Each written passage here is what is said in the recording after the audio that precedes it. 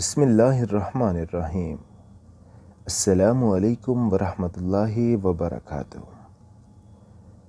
میری عمر 9-10 برس کی تھی جب ابا نے مجھے زمین پر گھسیٹتے ہوئے گھر سے بے گھر کر دیا تھا۔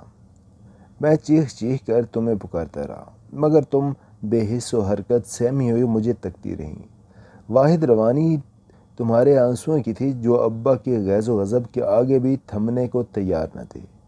تمہارا ہر آنسو اس بات کا ثبوت تھا کہ تم ابا کے اس فعل سے بہت نالاں تھی، مگر ابا کی ہر بات پر سر تسلیم خم کرنے پر مجبور رہی۔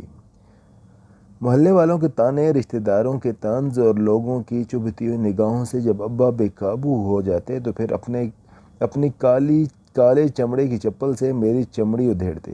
اپنے جسم پر چپل سے بنائے گئے نقش لیے میں اس کال کوٹھڑی کی جانب بھاگتا جو پورے گھر میں واحد پناہ گاہ بن گئی تھی۔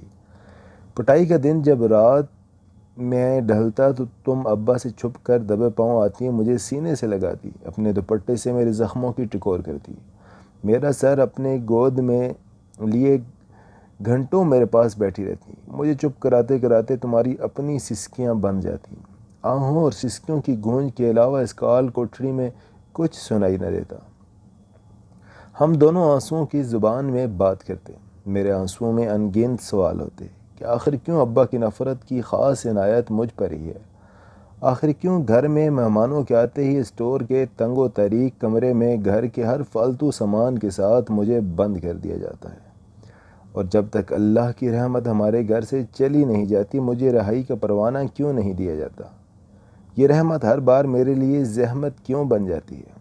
مگر اماں، میرے ہر سوال کے جواب میں تم خاموشی سے میرے اوپر محبت بری نگاہ ڈالتی اور کچھ نہ بولتی۔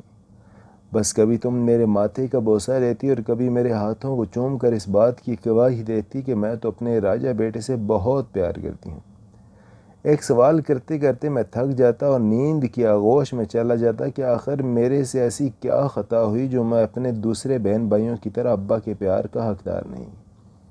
ہاں، تمہاری گود میں سو جانے سے پہلے میں یہ دعا بھی کرتا کہ یہ رات کبھی ختم نہ ہو، مگر صبح ہوتی اور تم پھر اس عورت کا لبادہ اوڑھ لیتی جو ابا اور معاشرے کے خوف سے مجھے پیار کرنے سے ڈرتی تھی۔ جس دن ابا نے مجھے گھر سے نکالا اس دن میرا قصور بس اتنا تھا کہ میں نے تمہاری سنگار میز پر رکھی ہوئی لالی سے اپنے ہونٹ رنگ لیے تھے، تمہارا سرخ دوپٹہ سر پر رکھے، تمہاری ہاتھوں کے کنگن اپنی کلائی میں ڈالے، تمہاری ٹک ٹک کرنے والی جوتی پہن کر خوش ہو رہا تھا۔ بس یہ دیکھنے کی دیر تھی کہ ابا نے مجھ پر پھر جوتوں کی برسات شروع کر دی۔ میں معافی کا طلبگار رہا مگر میری سنوائی نہ ہوئی۔ پھر گالم گلوچ کرتے ہوئے، زمین پر گھسیٹتے ہوئے، زنخا زنخا کہتے ہوئے مجھے ہمیشہ کے لیے سب گھر والوں سے دور کر دیا۔ میرے لیے ابا کے آخری الفاظ یہ تھے کہ آج سے تو ہمارے لیے مر گیا ہے۔ یہ جملہ سنتے ہی میرے ہاتھوں کی گرفت جس نے ابا کے پیروں کو مضبوطی سے پکڑا ہوا تھا کمزور پڑ گئی۔ میری گڑگڑاتی ہوئی زبان خاموش ہو گئی، میرے آنسو تھم گئے، کیونکہ میں جانتا تھا کہ ابا اپنی کہی بات سے کبھی نہیں پھرتے، اور تم ماں ابا کے کسی بھی فیصلے کے خلاف جانے کی ہمت نہیں رکھتی تھی۔ اس کے بعد ابا مجھے ہمیشہ کے لیے یہاں چھوڑ گئے جہاں ایک گرو رہتا تھا۔ امجد کی جگہ میرا نام علیشہ رکھ دیا گیا۔ مجھے ناچ گانے کی تربیت دی جاتی، مجھ پر نظر رکھی جاتی، لیکن میں جب کبھی موقع ملتا تمہاری محبت میں گرفتار اپنے گھر کی طرف دیوانہ وار بھاگتا، مگر ابا کا آخری جملہ مجھے دہلیز پار کرنے سے روک دیتا۔ دروازے کی اوٹ سے جب تمہیں گرما گرم روٹی اتارتے دیکھتا تو میری بھوک بھی چمک جاتی، اور پھر تم اپنے ہاتھوں سے نوالے بنا بنا کر میرے بہن بھائیوں کے منہ میں ڈالتی تو ہر نوالے پر میرا بھی منہ کھلتا، مگر وہ نوالے کی حسرت میں کھلا ہی رہتا۔ اس حسرت کو پورا کرنے کے لیے میں اکثر گھر کے باہر رکھی ہوئی سوکھی روٹی کو اپنے آنسوؤں میں بھگو بھگو کر کھاتا۔ بعد کی عیدیں تو تنہائی تھیں، پر جب گھر بدر نہ ہوا تھا تب بھی عید پر جب ابا ہر ایک کے ہاتھ پر عیدی رکھتے تو میرا ہاتھ پھیلا ہی رہ جاتا۔ جب ہر بچے کی جولی پیار اور محبت سے بھر دی جاتی تو میری جولی خالی ہی رہ جاتی۔ جب ابا اپنے دست شفقت سب کے سروں پر پھیرتے تو میرا سر جھکا ہی رہتا۔ صحن میں کھڑی ابا کی سائیکل جس کو اکثر میں محلے سے گزرتے دیکھتا تو ہر بار دل میں یہ خواہش ہوتی کہ کاش ابا سائیکل روک کر مجھے ایک بار، صرف ایک بار سینے سے لگا لیں، مگر میری یہ خواہش ہی رہ گئی۔ گھر چھوڑنے کے عذاب کے بعد میرے اوپر ایک اور عذاب نازل ہوا، جس کے کرب نے میری روح تک کو زخمی کر دیا۔ چند شرفاء گرو کے پاس آئے اور مجھے اپنے ساتھ لے گئے۔ مجھے زبردستی بے لباس کیا اور اپنی ہوس کی بھیڑ چڑھا ڈالا۔ ماں میں اتنا چھوٹا اور کمزور تھا کہ میں تکلیف کی وجہ سے اپنے ہوش ہی کھو بیٹھا تھا۔ پھر اسی بے ہوشی کے عالم میں مجھے گرو کے حوالے کر دیا گیا۔ پھر یہ سلسلہ ایسا شروع ہوا کہ میں روز یہ اپنی نظروں میں گرتا مرتا رہا۔ کرتا بھی کیا کہ اب میرے پاس کوئی اور دوسری پناہ گاہ نہ تھی۔ پھر اسی کام کو میرے گرو نے میرے پیشے کا نام دے دیا۔ میں گرو کے پاس کئی بار بھاگا، در در نوکری کی تلاش میں پھرتا رہا، مگر مایوسی کے سوا کچھ حاصل نہ ہو سکا۔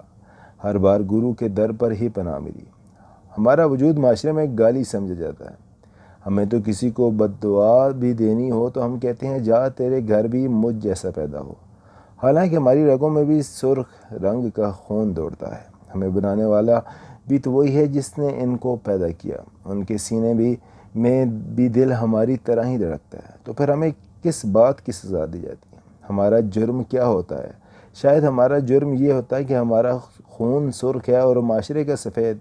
ماں میں ساری زندگی جینے کی چاہ میں مرتا چلا گیا۔ سفید خون رکھنے والے لوگ کبھی مذہب کی آڑ لے کر تو کبھی جسم فروشی سے انکار پر ہمارے جسموں میں گولیاں اتار دیتے ہیں۔ میرے ساتھ بھی ایسا ہی ہوا ہے۔ مجھے بھی گولیاں ماری گئیں۔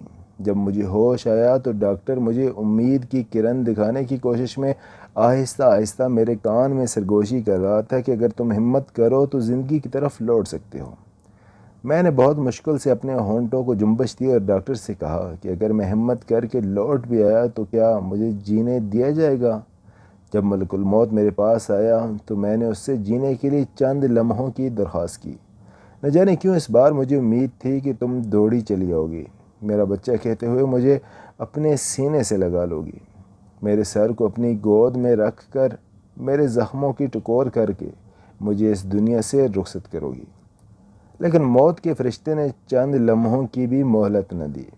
سنا ہے قیامت کے روز بچوں کو ماں کے حوالے سے پکارا جائے گا، بس ماں تم سے اتنی سی التجا ہے کہ اس دن تم مجھ سے منہ نہ پھیرنا، تمہاری محبت کا طلبگار تمہارا بیٹا۔ موضوع سامعین، آج کی یہ ہماری سٹوری آپ کو کیسی لگی؟ کمنٹ سیکشن میں اپنی رائے سے ضرور آگاہ کیجیے گا، اور اگر ابھی تک ہمارا آپ نے چینل سبسکرائب نہیں کیا تو اس کو لازمی سبسکرائب کریں۔ ملتے ہیں ایک اور نئی ویڈیو کے ساتھ، تب تک اجازت دیجیے۔ اللہ حافظ، اپنا بہت سارا خیال رکھیے گا۔ السلام علیکم ورحمۃ اللہ وبرکاتہ۔